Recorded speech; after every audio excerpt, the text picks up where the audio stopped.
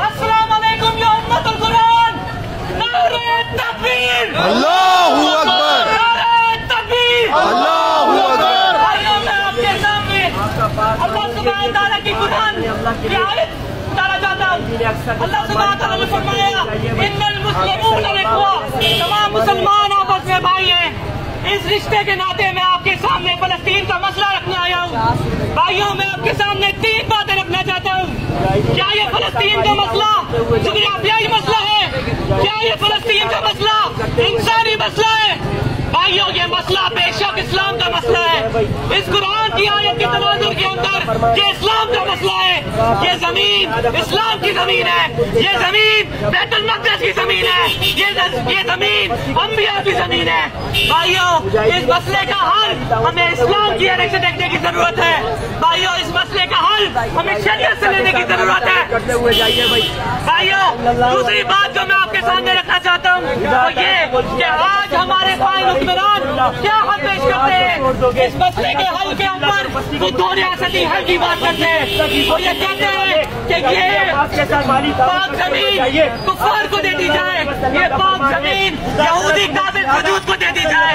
भाइयों, बेशक ये फैसला जुल्म का फैसला है। अल्लाह सुब्हान तआला कुरान में फरमाते हैं, वल्लम यहकुम बिमा अंज़लल्लाहु फउलाइका हुमुज़ ज़ालिमून, कि जो लोग अल्लाह के नाज़िल करदा के फैसले नहीं करते ऐसे ही लोग जालिम हैं।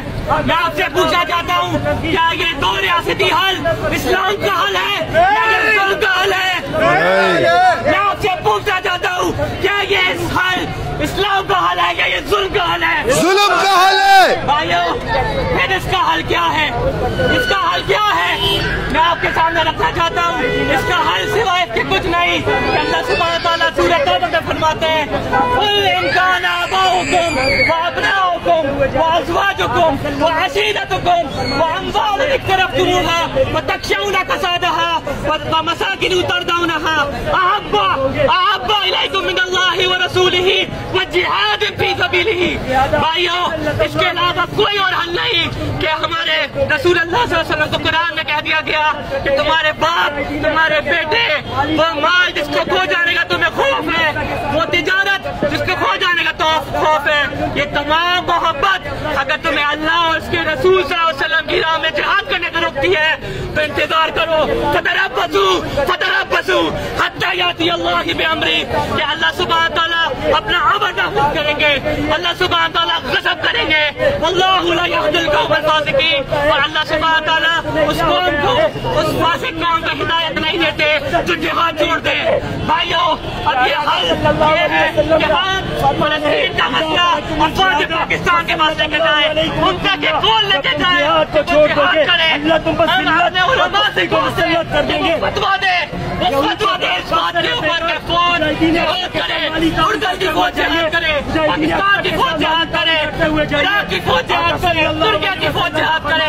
भाइयों, हमें ये कौन अफवाज पाकिस्तान तक पहुँचानी है। उलमा से ये दरख्वास्त करनी है कि हम पर हक अदा करें, और उसका हक अदा करना यह है कि वो इस बात पे फतवे दें कि हमारे मुसलमान अफवाज मुताहरिक को फलस्तीन को आजाद कराएं।